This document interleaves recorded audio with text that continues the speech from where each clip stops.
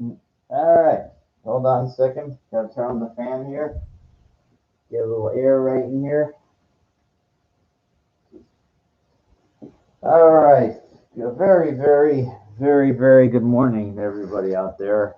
I always try to be optimistic, even though I come off very kind of stern and serious all the time. But this is just the warrior mentality of seriousness that I exude. But it's not. Thank you. It's not. When I talk, it's like, yeah, I know I talk about this passion, passion. Like I'm serious because I think life is to be taken seriously. Um, that's the serious demeanor that I have. But I do joke. I do joke around, and I do. A joke, a saying with a humorous climax. Spock, Star Trek 4. As you know, this episode is brought to you by the Chai Spice tea. This is my second cup of the day, morning, because when I have to be up, because I have to have an errand I have to run in a couple hours. As much as I don't like having to run around and be amongst the sheep and the homo inferior, or my ex-girlfriend used to call it the GP, general population, general public, but we have to sometimes. And it's just amazing. I was in the post office last week, and they got like free tape, for priority shipping. And the lady working there, like what I do is I use it sparingly, like you're supposed to. So I take off little bits at a time. And then when I got to the front, she goes, I couldn't figure out what you're doing. You know, so fitting somebody would say it. I should have said I'm not surprised, but you don't want to really start up with, look, I it just agitates me because I try to apply for a job, in a post office, and of course they wouldn't hire me. They wouldn't even give me a chance. Um, you go into most post offices, there's like a million of those tellers, but there's not the people there. There's they're understaffed. They're understaffed. Like what? The government doesn't have money to hire people. Like and that's the subject of this. The subject of this the topic is why is life so hard? Okay. Now, if you've been listening to me for a while, or you get a good idea why is life so hard, quote unquote hard. It's hard because society designs it to be hard. What do you mean by that? Well, I already talked to you about my theory about having places open 24 hours. I don't understand it. Like, why doesn't the post office open 24 hours? They packages, things get moved around 24 hours and moved around, but people need to go home.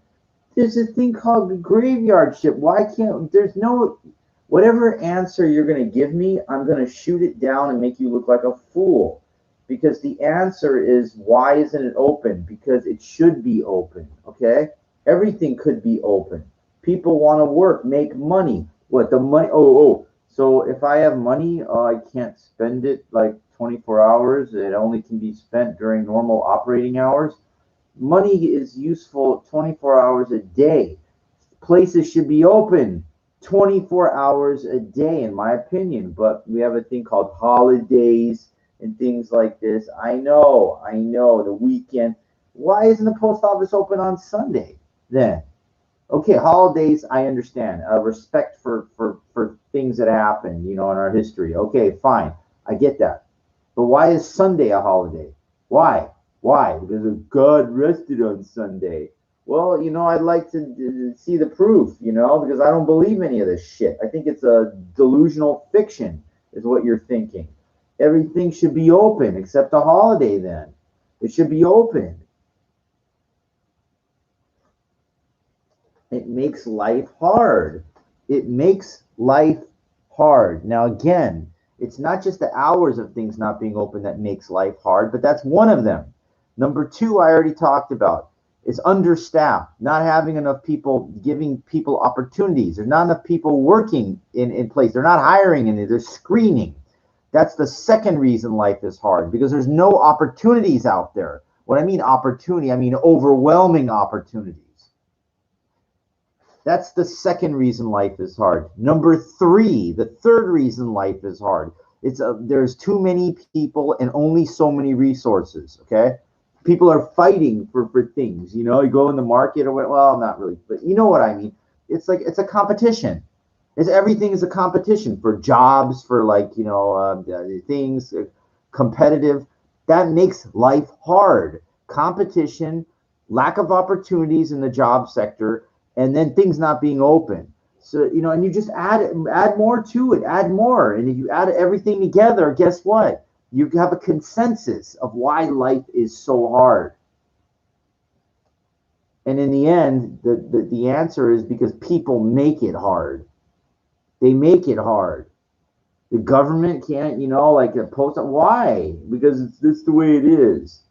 I'm sorry, like it should. Okay, well, here, let me be a little more practical and realistic. Okay, well, then have some post offices open 24 hours then. Just some, like so that people can go and do their business and stuff like that. Keep things that people need open 24 hours. Okay, see, I'll bring it down a notch. I'll bring it down to like something that sounds more practical. First off, if a supermarket's not open 24 hours, that's there's some that are, some, but most aren't. Okay, most aren't, and there's no reason why. Well, you got to clean up and stuff like that. Well, they could be cleaning, like then at the late hours. Then they could be doing that. I remember I was in Las Vegas. I mean, I was watching some guy. They go around and what they do is they record. Those idiots, whatever, on YouTube. And I'm seeing like the construction thing. It's all, they got like the bright light on something and showing the construction equipment. Why can't they be working late at night then? They got the bright lights on the thing. Where are the people? Like the construction workers, they could be doing work. What's the difference if the sun is out or if an artificial light? They play baseball at night, don't they? People show up in the seats at night, don't they? So those baseball players are working at night, aren't they? So my point is like, this whole preconceived notion that you can't do things at certain times because of this society, societal norms say no. Why can't they? Why can't they? Because the hazard. Oh, they got these bright lights that can't be doing construction work at night. Why not? I mean, it's just, I don't know. It's like you got to go along with this society, and then you see what happens. You conform to society, then you become a sheep or a pyramid builder or a homo inferior. That's the problem. It's like the game is rigged. The game is rigged. Who's that? George Carlin. It's all fixed. He made an excellent point where he talked about. He goes, nope, nope. All this stuff is owned by somebody. They got everything. They own everything. He knew. He knew. Unbelievable comic. But see, his stuff was edged in reality. Like common sense. Like just unbelievable. The guy's thinking. But he told you. He said you're getting fucked. Like you make a joke about it, but he was telling the truth. He was very smart. Ironically, he was at a bookstore doing a signing maybe a couple months before he passed. I just happened to be in that bookshop, and I really didn't know who he was at the time. What a fucking idiot I was, I saw him sitting at a table. Damn it, Ironically, also, like Carrie Fisher was there like a couple months before she died, doing a signing as well. I didn't go. But you never know. We're here, we're not here. What's important is what you leave behind and how you live life while you live it. That's why I do this. I mean, I'm nobody anyway, but everybody's a somebody. You know what? I'm sorry, but it's like when you're not getting laid by beautiful women, and you go through life, it doesn't. You feel like you're nothing. Okay, I'm very sorry to burst your bubble of false hope, but it really is when you're not winning. You don't feel like you don't see any success. And you're not winning. You don't feel special. Okay, I'm sorry. I'm just talking about me, my own perspective.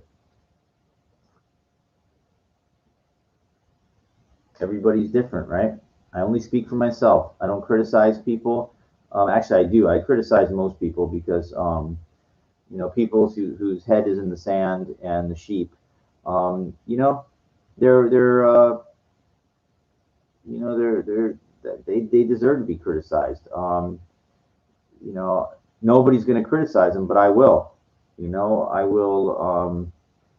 I will try to awaken. They said, Tony Robbins said, "Awakened within, awaken the beast within." There's no beast there, but I try to awaken the sheep. I try to awaken the genius within. And sometimes to awaken that, you got to shake. You got to shake it out of them. Shake this, throw out the garbage that's inside of here. And how does that start? The catalyst is through harsh reality. You got to give harsh reality to people. Then they pay attention. So unfortunately, I tell people what they don't want to hear, and their fragile egos are so offended by it that they never hurt anybody. Because you see, there's a big difference between talking shit and being smart and doing it. See, when you're a smart shit talker, that's when people it's like, oh my God, like this guy's intelligent and he's telling me I'm an idiot. Uh, I must be, So that's the thing. It's not just some idiot giving you a put down, So, I'm sorry, but, I tell it like it is. I tell it like it is.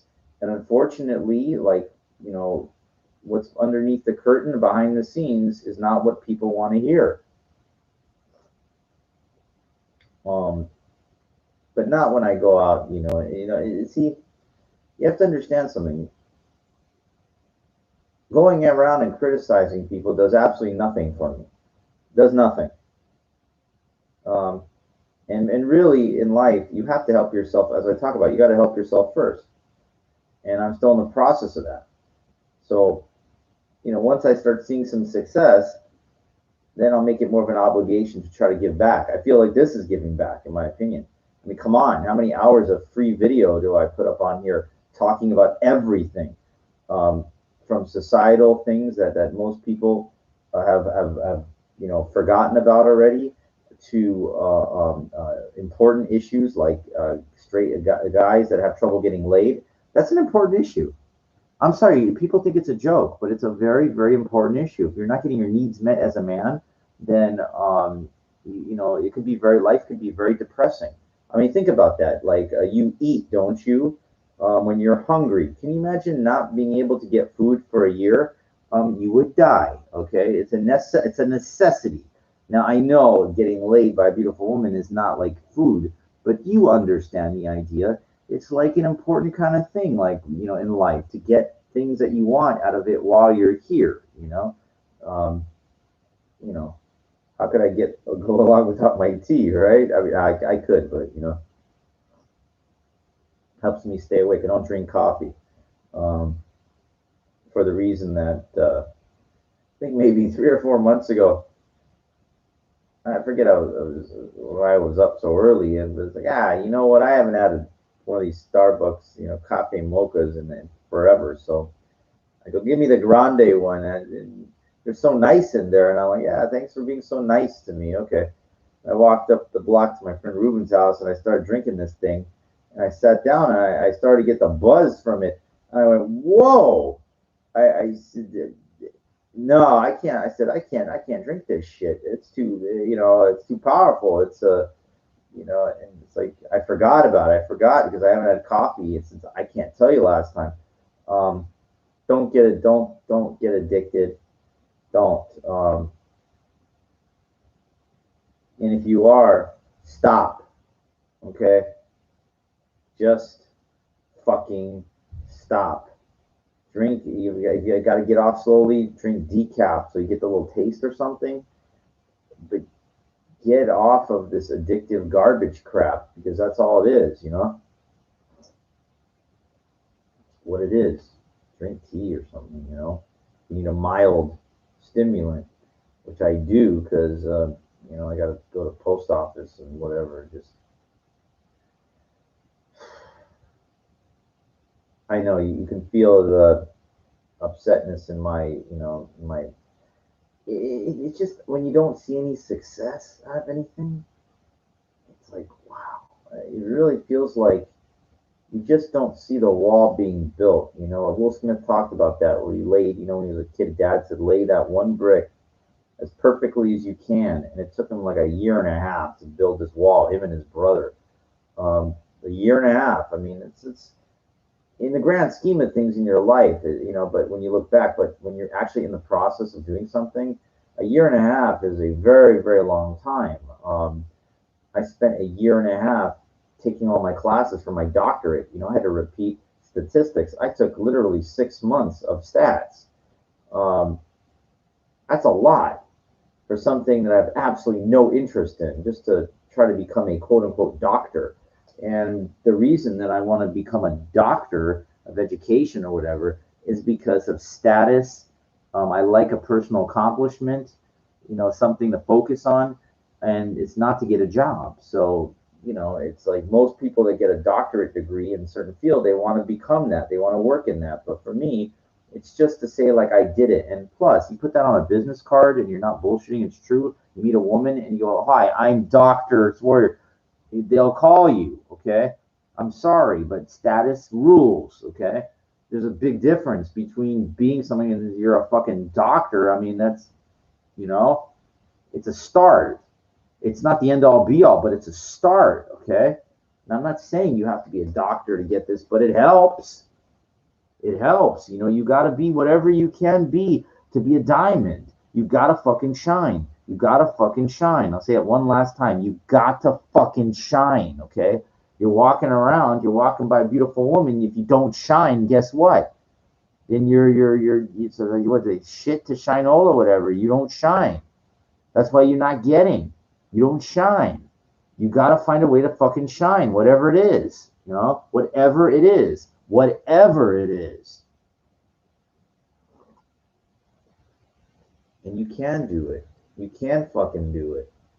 But it's not going to be easy. Especially if you start like me, late, and combative and just fuck. Fuck, man. I like that Ross Jeffries guy because he looks like, he kind of understands stuff. Some of these guys like Mystery, I don't, yeah. But again, none of these guys are perfect. I don't, some of these guys kind of just beat around the bush with their stupid ways of saying pick up and stuff like that. And I won't do that because I'm not prophesizing that I'm an expert of getting laid, of meeting women. I'm not. I'm not. I believe what makes me the best is that I am the most open and honest. That makes me the best. That I'm willing to open up like this and tell you like what real suffering is. I've never seen anybody do that ever. Some people might give you a little taste, but I really am open about suffering and pain and everything. And those guys, they ain't gonna do that because they're trying to sell you something. I'm not trying to sell you anything. I'm not trying. I do this for me. I do this to try to make improvement, to work on myself. And the problem is that when you're too honest, women are going to criticize. Get off your high horse or whatever. I've heard it all. No, I'm not going to get off any. I'm not on any horse, and I'm not getting off of anything. I'm not going to do what they tell me to do. Understand this. When you start taking orders from women telling you, it's like a dog at a corner, sit. They tell a dog on a leash how to sit. Now, understand something. The dog is on a leash, okay? That's what you will be. You're taking orders from women. You are their little bitch. I'm very sorry to tell you. It is, you're opening up the door for them because, it's like being a pussy, okay? Listen, this is different times now. This is not the chivalry kind of times anymore. I'm very sorry. It used to be. No, you be, you're, this type of pussy. They don't respect it. They might act like they do, but they don't. Okay. You got to hold your ground. You got to just be confident with yourself, but don't be a pushover. Like where kindness is not your weakness. You have to, and the more kind you are, the more you have to drive home that I will not be taken advantage of, because they will test you. They will see how far they can push that kindness to manipulate to get whatever they want out of you. So it's like I say, it's better not to be so kind. Just better to be yourself. Be yourself, okay?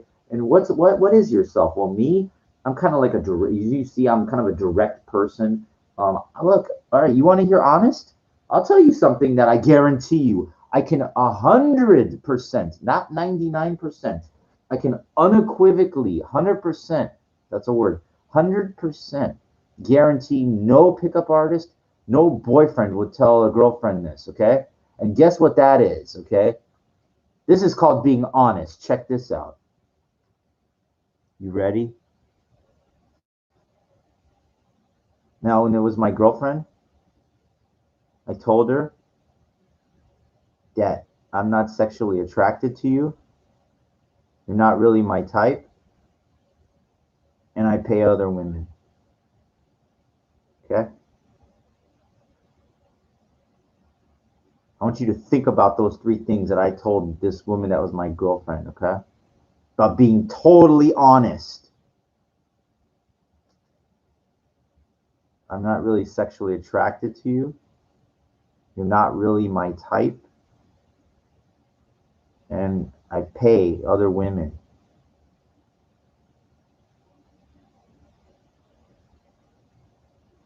To get off. Okay. You tell me how many other fucking guys would tell a woman that. Girlfriend. Okay.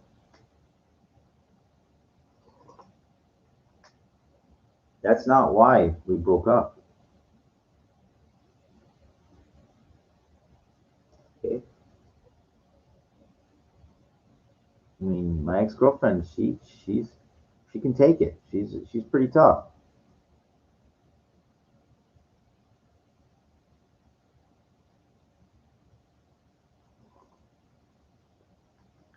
Anyway, something to really think about on that one.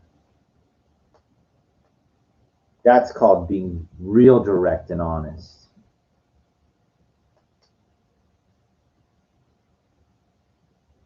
I guarantee you, 99.9% of dudes out there, they're with a woman, they ain't telling them that, okay? Because they're fucking sheep and they're homo inferior.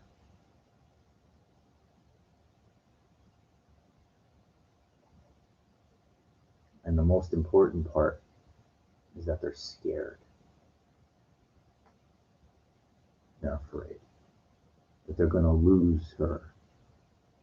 They're so scared. I'm going to lose her.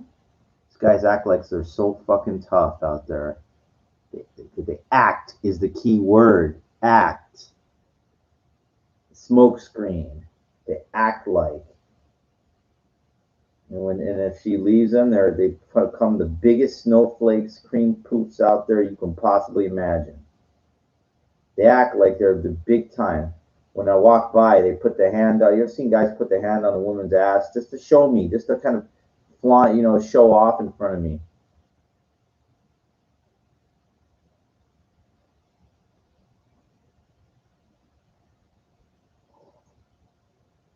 They're not showing me anything, okay?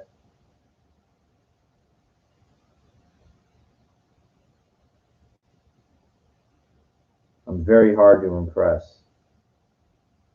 It's just me. I'm very tough to impress. I mean, because I've seen, like, you've been around long enough, and if you've been in competitions or whatever you've been to, you know what's out there. Okay? I'm just very, very hard to impress.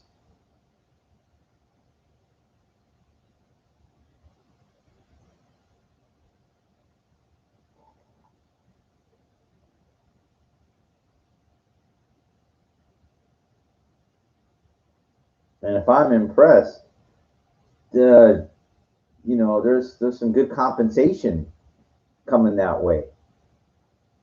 If you catch my drift, if your head's not in the sand, I don't have to explain that to you. One thing about Dan Pena, I'm not gonna be like that. He calls, he has men and women that show up at his castle seminar. He calls them cunts and pussies and snowflakes and stuff like that. And it's like I know he was in the military, and his dad is, so it's like he's got this old school kind of like, you know, but you know, it's like just you don't have to. It's pointless. Like that doesn't get you mad. I know his psychology. He's trying to get you mad at him, so you get mad at yourself to light the fire to do something different in your life. It's a tactic. It's like, most people, what they do is called glorified cheerleading to me. Tony Robbins, or whatever, you could do it, you come on, motivational speaker, these fucking people, Um, but I just think I don't need them, I don't need, it would have been nice to have a mentor in life, like a real mentor, like somebody that, is very successful, that would show you the ropes, But the thing is, that was supposed to be your father, And what happens with me, you already know my story, so it's not worth repeating. Um, but most people nowadays, if they're successful, they can't be bothered with you. Why would they help you? I mean, let's be honest. I already talked about this. No one's going to help you in life. They have their own kids. They have their own responsibilities, the things to do, and you are not it. I told you, people don't feel sorry for people. A mentor, that's a big thing. And unfortunately, that's just the way it goes. That's the way it goes. So, you know, I always say, if you've got dealt a bad hand, hopefully you're playing draw poker, because then you could take some other cards, try to improve, try to improve on it.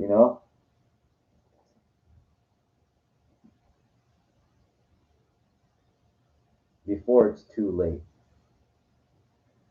And then, because what happens is, if it's too late, then you're going to have to make what I call the Colonel Sanders miracle, and that's not going to KFC.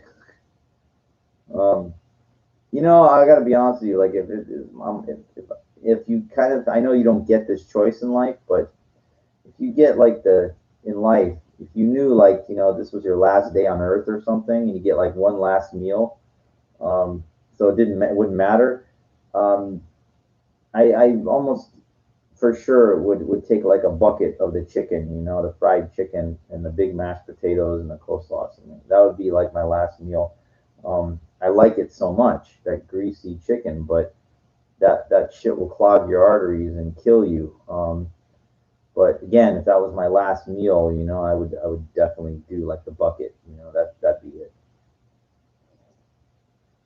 I think that's like the greatest thing I ever tasted in my life is Kentucky Fried Chicken. I mean, and, it's just, the Colonel Sanders. Now, my point was that, he, I think when he was in his 60s, he got his Social Security check. He looked at like $82, and he goes, I can't make this. I can't live on that. That's nothing. So he knew, he had the best fried chicken, like he could make it in the South, and without going over the whole story, but we all know how wealthy he became. And he started very, very late, well into his 60s.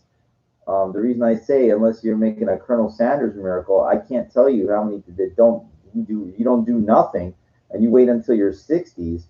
What the fuck are you gonna pull out of the hat? I mean, you're already in your 60s, or you're at the end. What the hell did you do your whole life? I'm sorry. It's like you only get so much time. So ideally, You want to have like been working on things. Now, look, there's a lot of people that fucked around well out of their 20s and probably well into their 30s. But by the time you're 40, you should have a plan and stuff. And if you don't, if you're 50 years old and you don't have any plan or nothing, then I don't know what to tell you. What are you gonna do? I'm not. What am I? I'm not God. I can't tell you. But I'm just telling you. Like, if you're 50 years old and you didn't like build your credit and you didn't like do anything to kind of a foundation to build upon to start a business. If you can't, I'm not saying if you don't start a business, but if you don't have the ability, if you didn't do that, you're pretty much fucked unless you're waiting for some inheritance or something. And if you do get some money, you better fucking take some classes or learn how to protect yourself, because you can burn through it all real fast and have nothing. Okay. They say a fool and his money are soon parted. And I can expand on that. A fool and his money are lucky to come together in the first place. Okay. Got that from a guy that I knew that moved back to Boston or something. He told me that. And it was a really good line. Yeah, I'm sorry. Do not believe the narrative. It's never too late. Do not believe that. Okay. It's anybody telling you it's never too late. I'm sorry. I'm sorry to burst your bubble. Okay. You don't want to hurt your feelings. That's why. You don't want to hurt your feelings.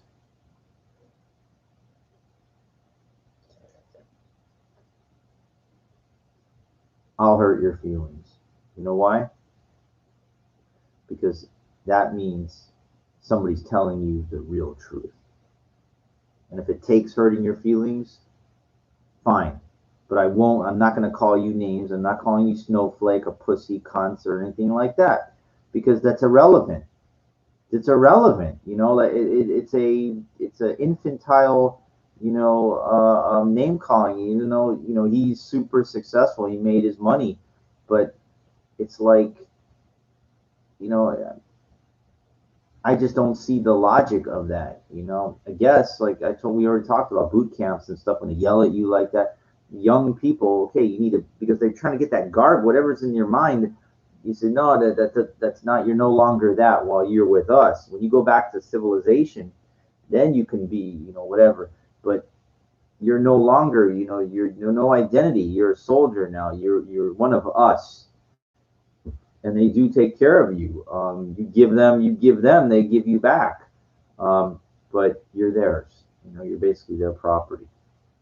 So, you're giving up years of your freedom to be indoctrinated into a branch of the service. But for some people that have no other opportunities, I always say take it.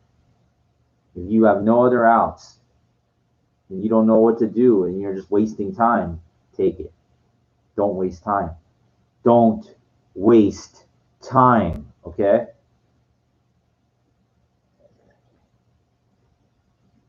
All right. Or give yourself an alternatum, an alternate or whatever. It's like, all right, if you're like 25 and it's like, well, okay, it was either this or this. Yeah, give it, and then weigh it out. Write down the pros and cons and then make a decision and go. I love that. Do not procrastinate. Do not procrastinate. Think things through. There's a difference. Think things through, but do not fucking procrastinate on things. There's a big difference. Huge difference. Both take time. Procrastinating is like kind of like maybe I'll get around. No.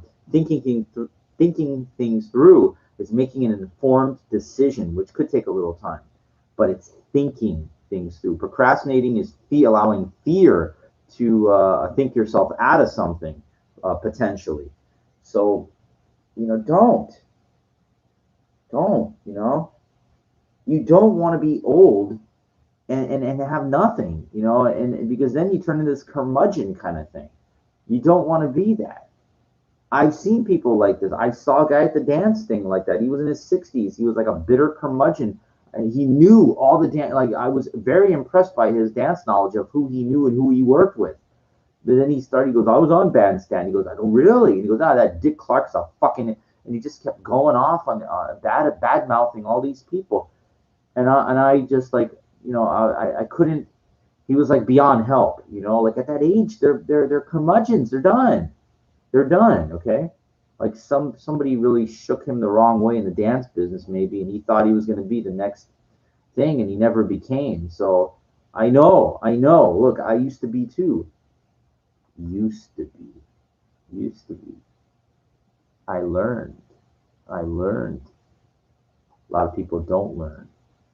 They don't read. They don't grow. They don't watch. They don't change. Okay? I was willing to, my friends. I was willing to. When you get into an endeavor where when you spend a lot of time in something that there's not much to be had, I'll be honest, whose fault is that? I didn't know what else to do. Well, okay.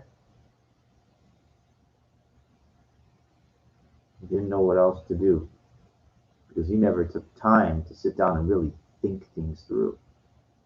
When you're watching television, you're not thinking things through. Going to movies, whatever, you're not thinking things through. I think Arnold even said, turn off all the distractions.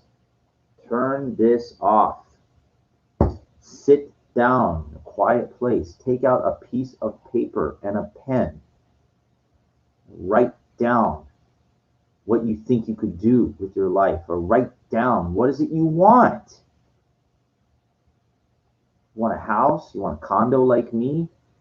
You want to get out of like poor people's housing like what I'm in right now?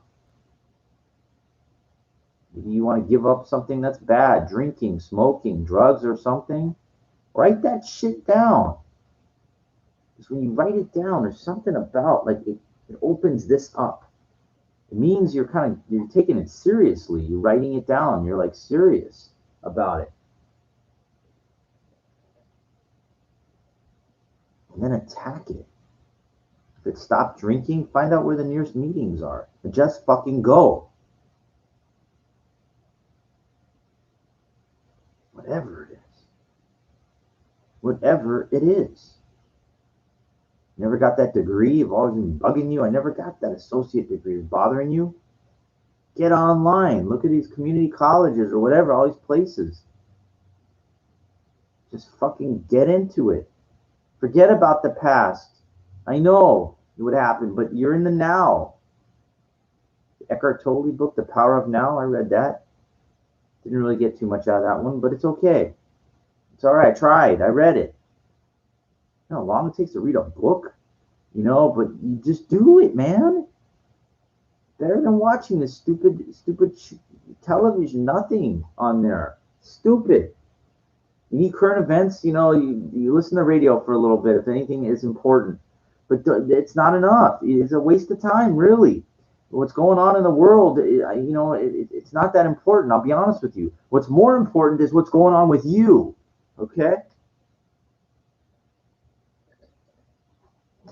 I'm going to say that one more time. It's not that important what's going on in the world, okay? It's more important what's going on with you. It's called being selfish. Yes. I told you the word has been misconstrued because society has warped the thinking of it. They tell you need to know what's going on in the world. Don't you watch the news? Don't be selfish. See, so I just told you two things that you can throw out of what society tells you, okay? And it will help you in a positive way. I know. Look, I listen to the radio for a little bit if I need anything, or on the internet real quick if there's anything that important. All that stuff is beyond your things anyway. If there's problems in the Middle East, you're going to go there? Who cares? It's here. Don't worry about it. You live here. Don't worry about there. Don't worry about it. Okay? It's nonsense. I told you the three levels of people. There's the people that are gossipers, the lowest level. There's the people that talk about current events. They're the sheep. And then there's your inventors, creators, doers, and things. Those are the people that control the world. Those are the people that decide what's on television. They're the doers. Okay? they might act like, you might think like, oh, you see them on television, you might think that they're you know, they're talking about current events. So you know, the Wendy Williams, whatever, the black chick with the big tits, whatever, that, you know, is it a man? I don't know, but anyway, you know, because I have seen transgenders that look like, but I think that she's a real woman. But anyway, um, a little humor in there, you know. But you know, they gossip about, you know, but see, she's fooling you. She's fooling you because she's up here. She gets paid millions and millions of dollars to talk to the sheep, okay? And the lower level. See? Fooling you. Fooling you. Who's that? Oprah Winfrey? Oprah Winfrey. Oprah Winfrey? It's another one that's fooling you. She gets paid a fortune to talk to the sheep and talk to the lower. Okay, you know, she tries to, like, you know, give you insight to get you up. You know, like, she's a little different. Okay, I will give her that. She's different. She's not like, you know, it's more of like, you know, she has a book club and stuff like that. Okay, so I'm not putting her in the gossip kind of thing, but she, you know, it's still the same. I hope you understand the idea. Those people get paid a lot of money to relate to the people down there. Okay, or else they wouldn't do it. They're not there to help you. They're there to get paid. There's a difference. That's what you got to start to realize. You got to realize people are there to get paid. They're not there to help you. You think they're there to help you, but you're a fool, okay? You're a fool. You got to realize that, because you don't know, okay? And I was a fool too. But so what changed? A lot. A lot. And it's not easy. To become educated is not that easy. I turned off the TV is what I did first. I started to read. I started to listen to things that would open up my mind, information that was important, not information that was pointless and meaningless and worthless. Okay, that's how things. That's how you change. Okay, you stop going along with what everybody's doing. What was it? Bob Fosse said that what he admired about a young choreographer named Paula Abdul. When everybody else turned left, she turned right. Okay. Somebody that went the other way. Doesn't always work. Doesn't always work. Believe me, I've gone astray on paths where everybody went that way, and I said, "Oh fuck, there's nothing there." Fuck, but I tried.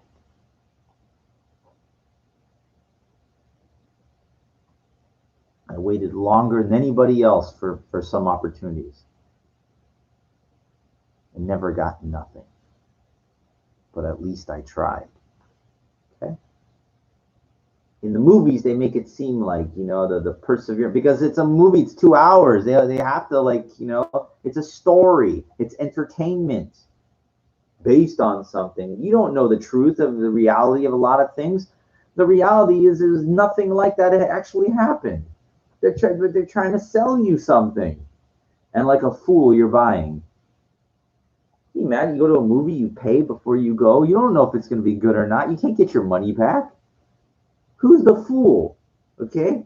After you go to a restaurant and after you eat, then you pay. Okay. But you see, in the movie, they take your money first because they know how to fool you. Okay.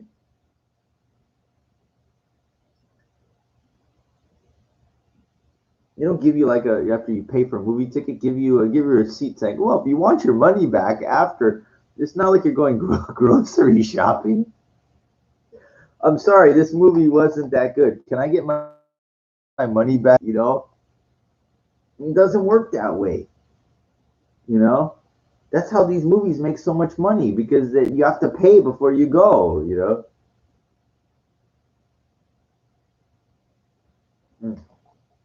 Done with the T. But I don't like to leave in there. I like to talk. But so what was I? Wait a second. I wanted to expand on something like this. Damn, I forgot. I hate that when I lose my. I have like a flow of something, and I like to digress and keep going into this. But you know, it's just it's just interesting, the way this works, all the society functions, and it just seems so robotic, linear, and mechanical to me. And I think that that's what most people are. They're a take on society, the way that functions. They're just too. Notice that most people say the same things. Not like "Hello, how are you," but they always go. In my gym, the guys that go, "How are you?" Like they all say the same thing. Like, what? Can't you say anything creative? Why are you this? Because I think what happens is the 5G or whatever the hell it is. I think of this emits some type of powerful kind of frequency, right? And what it does, it just like fucks up your brain, the signals. It's like pounding your fucking head, and it turns you into this kind of like zombie. Like it doesn't. And I think that's what like the powers that be want. The great 1%. They want you to be kind of like in comatose but alive, because you can't. You have to be alive because you have to spend money. So they need you alive, but they need you kind of like in this comatose, non-creative thinking, zombie-like World War Z. That's stupid, but the look. What's that stupid show? My friend would watch it. My friend that's like comatose. He is in a way. One time I remember, what's that? The Walking Dead. It fits so well, and he sits there watching it like this, and like he's just sitting there, and like it shows these guys. They got knives, guns, whatever. They're killing the zombies, and he's sitting there like that, watching. And I'm watching this. I go, this is the stupidest thing I ever seen in my life. And then he looks at me and goes, "It's a good show." And he just sits there like his mind is turned off. And he's watching the zombies, and these guys, like, and they're talking, like, in every episode, like, one of those guys, like, part of the gang gets killed, and then there's a new one that replaces them. And he's just sitting there, and I'm like, dude, what do I gotta go. I tell him, I can't be watching this. This is like, this is the dumbest thing I ever seen. There's nothing going on here. How come they don't have like, it's the 21st century. They don't have like, where's the police? Where's the fire? And you just go, there ain't no police. This is so stupid. How come they don't send like a stealth bomber over and like blow up these people? Like what? How come some of them are the Walking Dead? How come it's just it's a stupid show for stupid brainless people. Like it was based on a comic book, I think done by Image Comics or something in the late '90s, and they tested this series that took off like wildfire. Of course, when you were selling stupid to plenty of stupid sheep out there, and that's what people like. They like mindless, dumb entertainment. And even shows with that Survivor.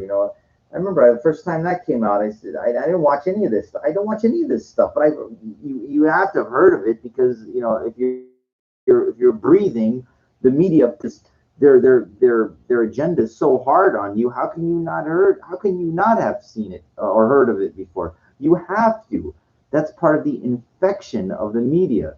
The keeping up with the Kardashians or whatever. Like of course everybody's heard about that. But I remember the only reason I saw one of those episodes because somebody gave it to me for free on a DVD. It says, "Look at this girl." Yeah, the first episode, look at that girl's ass. Look at. Of course, they show the pretty one.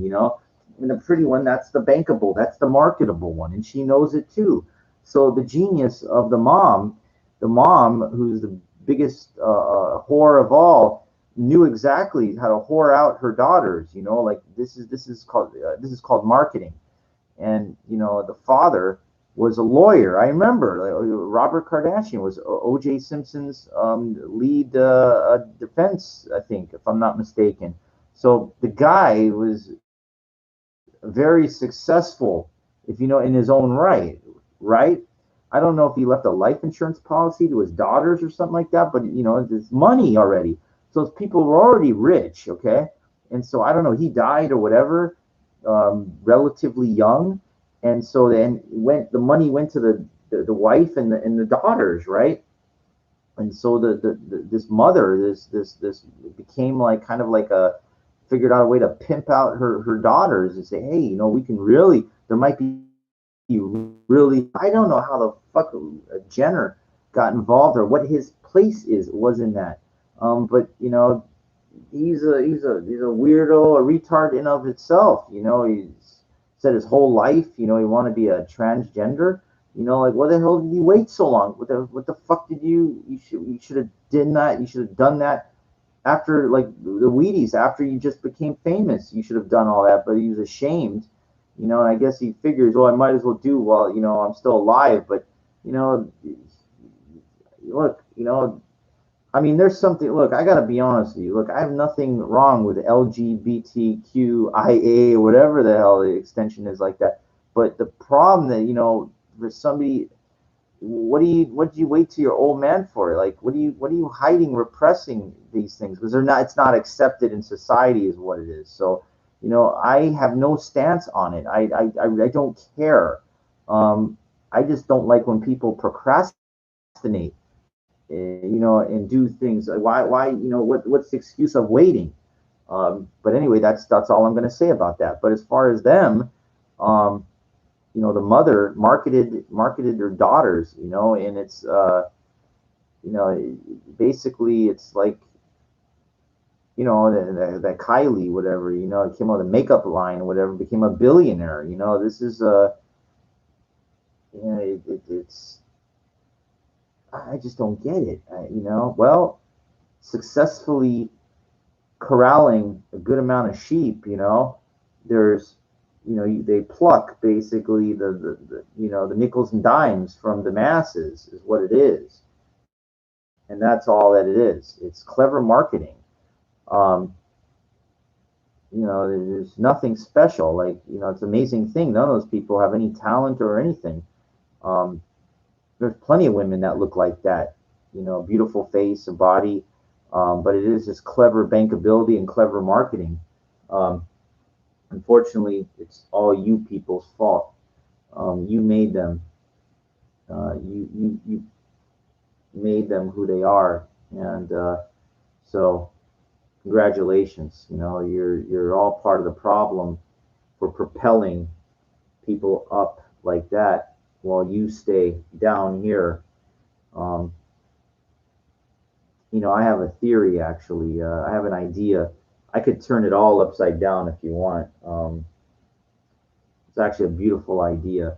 Uh, you know, people just stopped contributing to all these people, you know, movies, these dumb, the entertainers, and started, instead of making them rich, you know, started to like somehow reward some of these people like physicists or astronomers or you know, you know, people that humanitarians somehow give them all the attention. You know, I heard of examples. What was that Gerda, that little girl? She's like 13 or 14 years old, trying to fight, you know, for like against global warming and stuff like that. You know, okay. That's maybe a small thing like that, that people are doing. But my point is to, you know, all these entertainers and these athletes, especially, stop going to sporting. Stop giving them everything. Don't give them your time. Don't give them your energy. Don't give them nothing. And you know what would happen? This would become this. Yeah, that's what would happen. The separation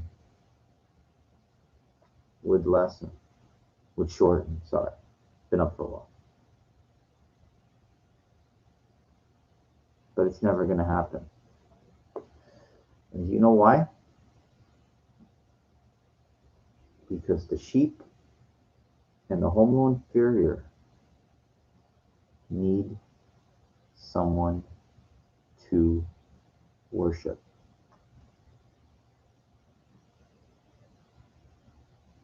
They need someone to idolize. Okay? Now again, I don't believe in the fairy tales, the Bible and all that, whatever. But I remember the Ten Commandments with Charlton Heston. Remember it was when they came with the sheep. I'm sorry, the golden calf, and the Jews like they were getting rowdy, they were getting drunk and everything like that. When they were trying to go to find the promised land, but they lost touch with Moses, because he was up in the mountain getting the Ten Commandments. So I forget who it was. The guy that plays, he was in Soylent Green too, a famous actor. I forget him. He's got like a three-part name, but he played like part of the Egyptian, the thing. And he came out with that golden calf, and people like bowing to the. He needed something to idolize, but it was wrong. They knew it was wrong. And to me, that's what people are doing now. They're idolizing these people through giving them their attention and their money.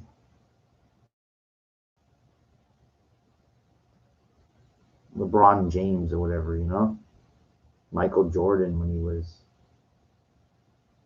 You push those people so far up here, and you create this ridiculous separation between the people that have everything and the people that have next to nothing. That's all you're doing. Maybe not you personally, maybe not that one, but I'm talking to everybody, the GP, giving them everything. And they're giving you really nothing if you really think about it. Okay, well, the entertainment and stuff, all right. But why do you need it? Would you, it's like if I told you that this was possible, this is what we have now, right? The people have nothing and those 1% have everything. If I told you this was possible, but it would require your effort, a serious effort, nobody would do it. Could you imagine that? Could you imagine that? I could. I could imagine it. It will never happen. Never happen. Because the sheep and the homo inferior will always be here and below.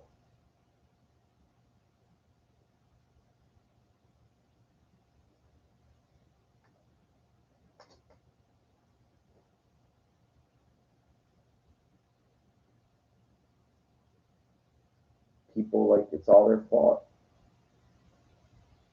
It's their fault. People can ruin everything. You can ruin the planet, pollute it, overmine it, fuck it over, trash it. I believe maybe Mars was inhabited one time by beings and everything like that.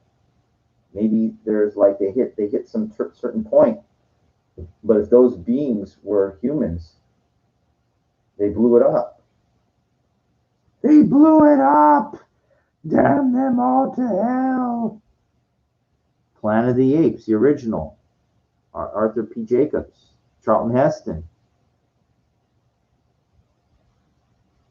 The ending, when a guy tells Dr. Zaius, I think it was, told him. I used to see him at the shows all the time. The guy that played the original Dr. Zaius, I forgot what his name was.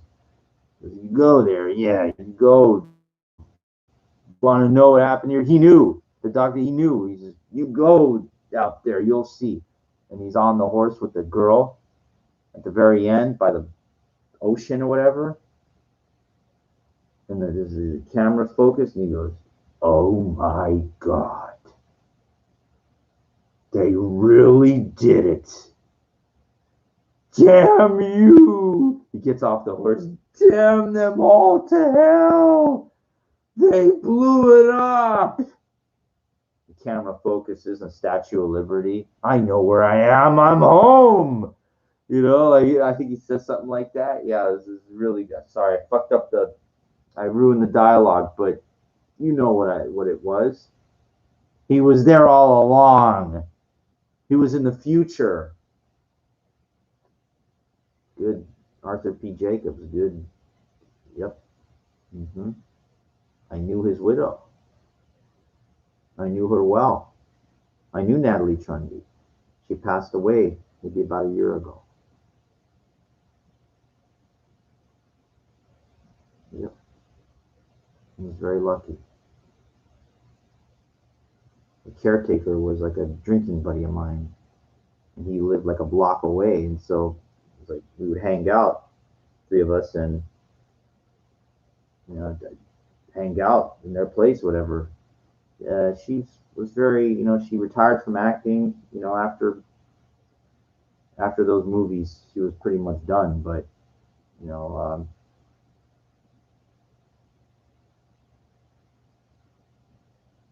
she was very well, you know, she knew, you know, all the stuff, and she would get a lot of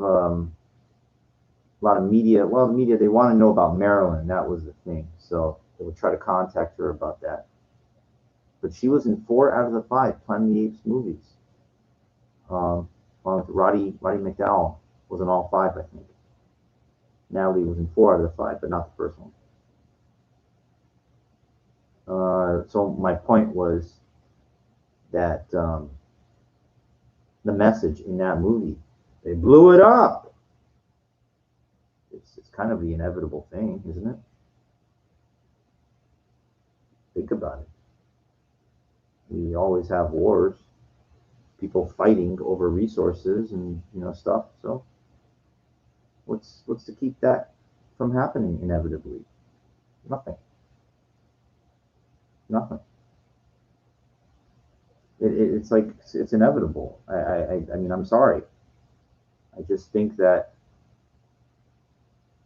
you know the control, the domination of power of human nature just makes it so that hey, you know, like you know,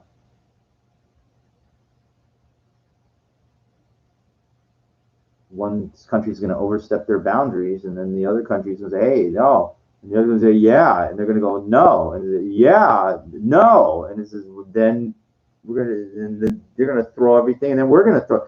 So you know, it's kind of like it's an unfortunate thing, you know. You know, it just feels like you know that in a way that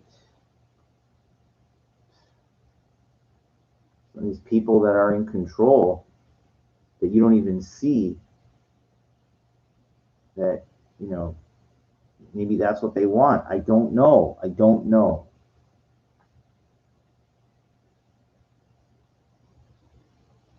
Just you know, but just try to go out and enjoy your life while you're here. You know,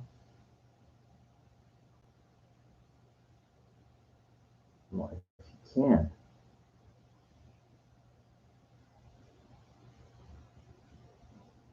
Anyway, I'm sorry. I just you know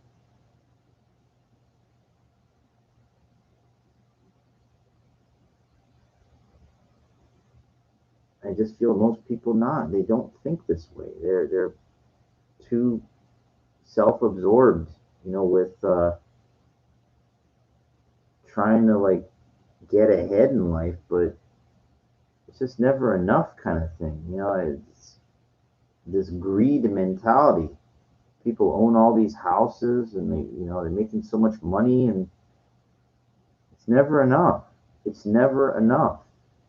You know, and that's a problem to me. That's like a sickness. You know, I told you I told you a story about that guy that owned the coffee places. I told you about my ex girlfriend that owns these homes. I told you about that guy that I know that owns all those properties. It's never enough for these people. And they're like miserly cheap. That's a sickness to me. That's a sickness.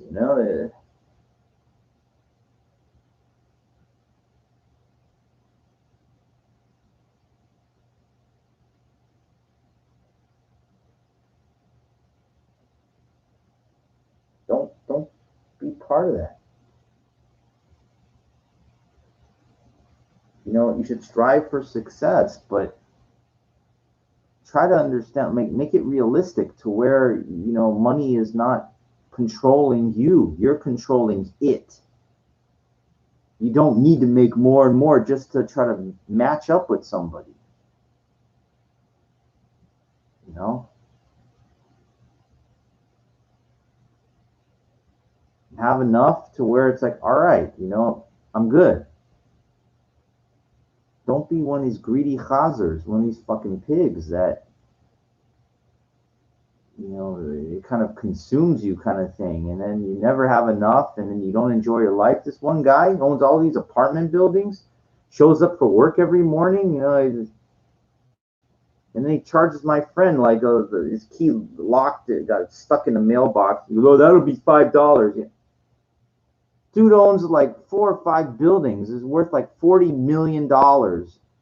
And he's talking about $5. He got charged. What a fucking greedy fucking Jew. I'm sorry. I hate to say that. I'm Jewish, but what the fuck is wrong with you? Like, what do you know? It's like some people have so much, and then it's like unfathomable. 99.999% of the world will never see like $40 million. They'll never see anything like that. You know, I'm not saying you should give free rent or anything like that, but it's like, in my opinion, you should help other people like own something. Give them a chance. You own 30 properties. Maybe you could have like hire like a guys to work for your company, and then whoever like does the best, give him like a small piece. I told you, people that working Amazon, how do they not get free shares? Oh, they're $3,000 a share. Yeah, they shouldn't. They should be getting for being part of a company. Yes, but the greed, the problem, the greed of it. No, no, can't give them, huh? Can't give them. I'll say, fuck you. Never work for a company like that won't give you a piece of their company. But these fucking idiots, they're desperate. They crushed a business like a taxi business, turned into like Lyft and Uber. These guys were taxi drivers. It was like their occupation. They crushed those people. Shouldn't be allowed. The government should have said it, come in and said, or state and local authorities say, hey, no, no, no, no, no, no, no, no. You got to have a license for that. And they shouldn't have given it to them. They made life hard for people that have jobs, okay?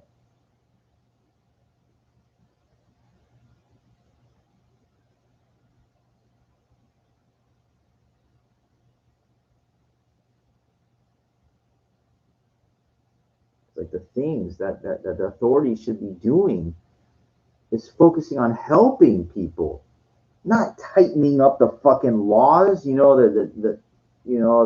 The struggle. They're strangling. It's like they're putting a stranglehold on people.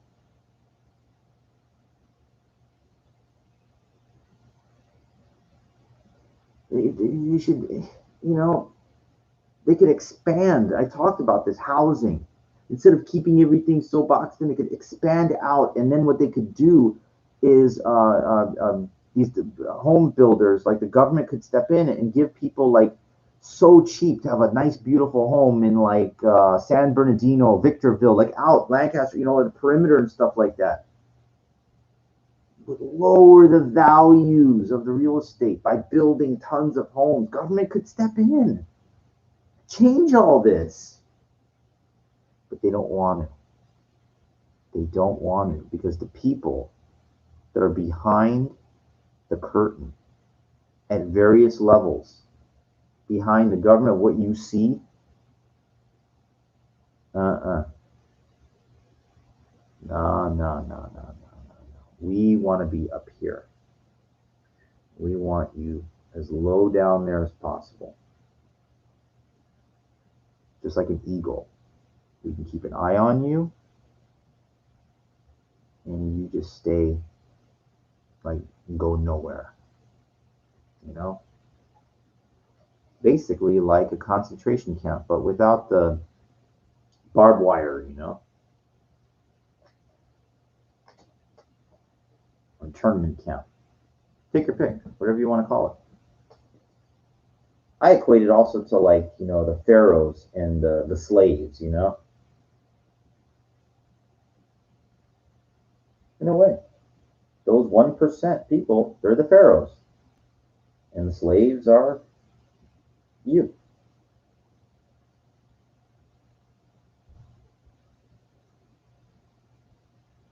Me. I never said I'm not in the 1%. If I was, I would be up here. Now, we're talking about financially.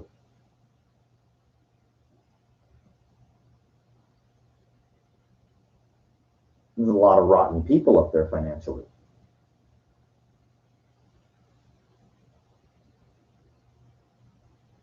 Your definition of good or something like that. I told you how many of the good people I try to reach out to. What kind of person is so good they wouldn't even respond? They're busy. Of course they're busy. You don't think somebody that's that financially successful, they're not being hounded for you know, because they hold all the cards. It's not balanced. This is balanced. This is not. And you know whose fault that is? Everybody's. They allowed those people to go way up there. What would Amazon be if there were no delivery drivers? Okay? It wouldn't exist.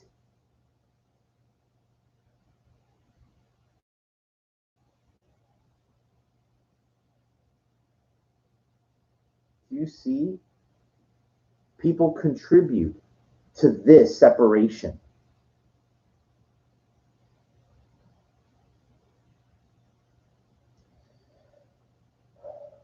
You all contribute.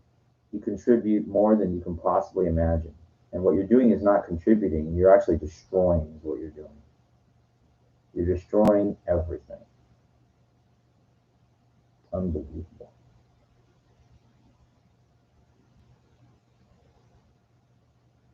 Yeah. And you probably don't even realize it because your head is in the sand. You go along with it. Allow this tremendous separation, the chasm that I talk about. Paying high rent, you're contributing. You're making the landlords rich. You're contributing. I have two friends. They spend $3,000 a month in the San Fernando Valley. They're contributing. I told them in Las Vegas, you should see like the beautiful. I showed them. Oh no, I can't go all the way out there. Good. So you know what? Make somebody rich out here instead, while you stay poor, paying $3,000 a month rent just to survive in San Fernando Valley. See? Don't you see? Part of that chasm, part of the separation. They're aiding in this separation. And these are just two people. There's tons and tons and tons of people. Can't afford it. Why? Because they made it that way. If people stopped renting and stopped paying these astronomical rents, guess what would happen? These people that own these properties, they wouldn't be leased. They wouldn't be rented out. Then what would happen? The values would come down. Well, where would people live then? I told you already. They build a lot of homes outside, further out, expand out. and build infrastructure. The further you, it doesn't matter where it is. If it's Victorville, Apple Valley, Hesperia, Las Vegas, and stuff like that. It doesn't have to be all in the same, clumped in the same fucking thing. Government could step in. You know how many contractors are out there? They can build homes like nothing. They're just too damn expensive, right now. But you build them further out, they're cheaper. And you could bring these people down, the people that have. I'm not, you know what I mean. I'm not saying bring them down to nothing, but what you could do is you can shorten the chasm, is what you could do. The chasm between the people that don't have and the people that have so much. By doing what I just said, it would lower it down. They would be, because there's not renting it out. So they say, well, I own this house and nobody's renting it out. And then so it would lower the values of the value of the property.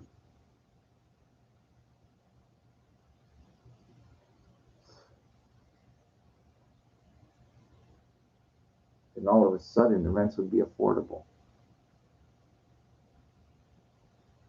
because it wouldn't be a big deal.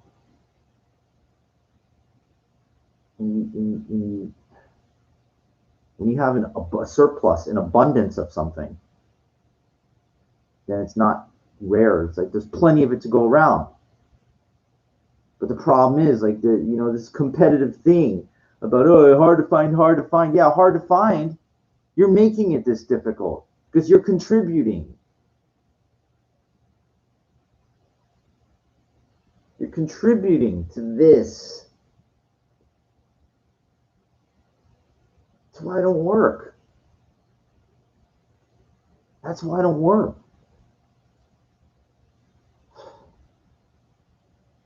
I'm not going to contribute. Make someone else rich. I'll work for myself. I mean, on eBay, yeah. But,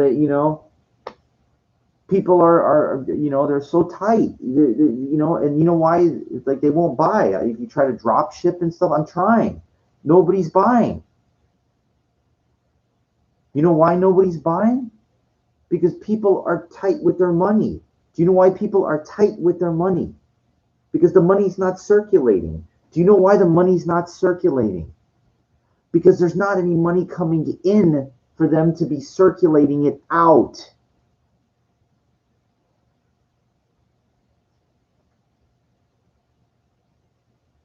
If there's plenty of opportunities out there, then people will be working and they have an abundance of money. And then guess what they would do? They would spend it. That's called commerce. That's what keeps everything flowing, the money circulation. But what happens is, if it's not circulating, what you get is you get a clogged financial artery, which leads to a financial heart attack, is what happens when the money stops flowing. That's what happened in 2008 or whatever. Sorry, I'm not an expert on all that, but I'm using common sense. People are not going to spend if they don't have. They're going to be hesitant. They're going to hold on because it's not easy to make. If the money's not flowing, if the money's flowing, it's okay. Hey, spend, because I'm making. That's the whole idea. But the money's not flowing. The money's not flowing. It's only flowing to the top, to the people that already have enough. Because of people like my friends that are paying astronomical rent to be here. They're part of the problem, not part of the solution. The people that are doing these schlep rock jobs,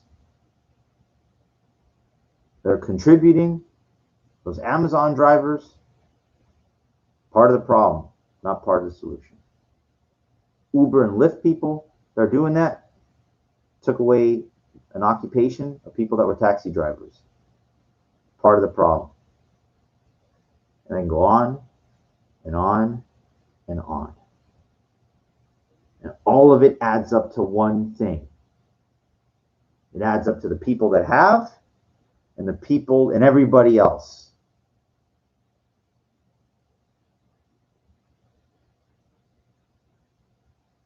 Sorry. It's just common sense.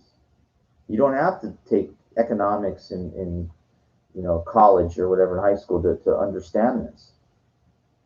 Because the common knowledge has just been explained by me. And I don't even think I'm that smart. I don't think I am at all. I'm good at using common sense.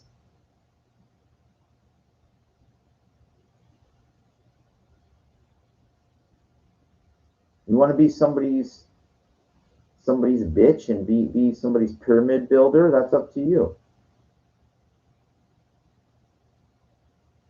Isn't there like an urban legend about somebody that was that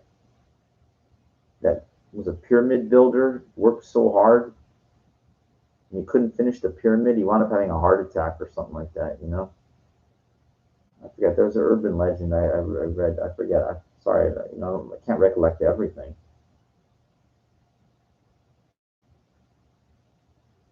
Just think about this, though. Those people doing those schlep rock jobs, the nerve of going to a post office not and only have one person working in there. It's some fucking nerve, It's like the government kind of like slapping you in the face. Like it should be it shouldn't be allowed. You shouldn't have to wait.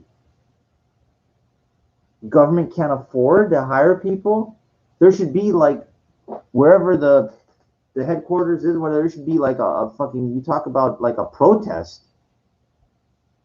There should be fucking, I cannot tell you how many people out there with signs. What are you talking about? But people don't do that. People don't fight for things like that. They take it.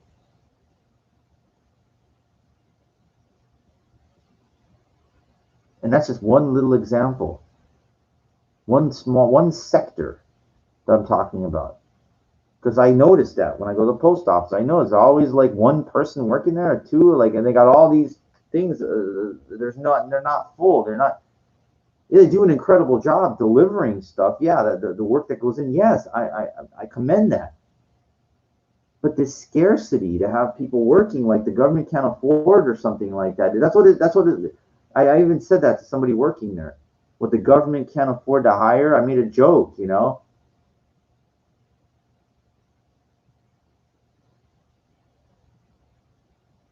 That's what it feels like.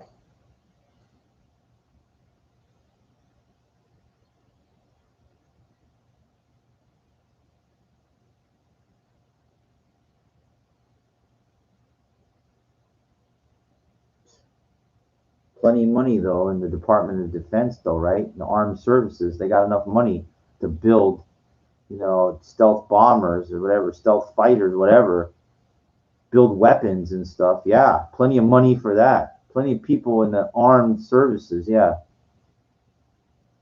just think about it. That's kind of important, isn't it? If you're trying to like take over something, you got to do it by manpower. That they're always hiring. I told you, go think like the eagle. Like look at things outside of your little perspective. Take a look from the outside looking in. And try to take a good look at the big picture of what is going on. Don't look at it through the news. Turn that shit off and start opening up your mind.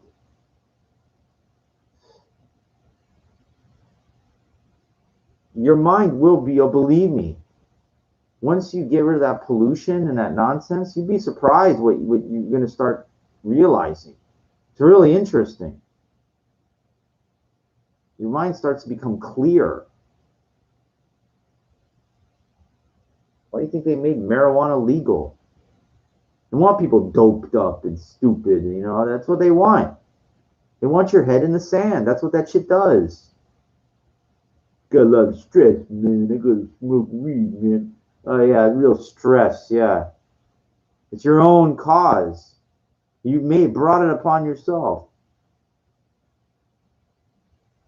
because you know why you're stressed because you can't see. You don't understand why things are happening. Once you start to understand what's going on, there's nothing to be stressed about because you're part of the informed now. You think that the eagle or the hawk and everything, that's not stressed out. It's above everything. It's watching what's going on. It's a bird of prey. It's a warrior. Smart warrior. It's not a pigeon. The pigeon is somebody, that's a pigeon, a sheep, somebody head in the sand. Homo inferior is a pigeon, okay? A chicken, a chicken, a pigeon. They eat like seeds. They eat the crumbs, okay? They're not a bird of prey. Those one percenters are a bird of prey, my friend.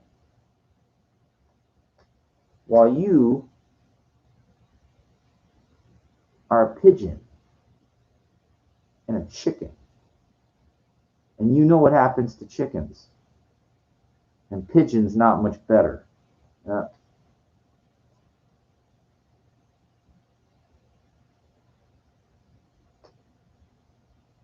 It's time to grow some wings. And you can. Hopefully you learn from me at least a little something. I got things to do today. Hope you enjoyed this one.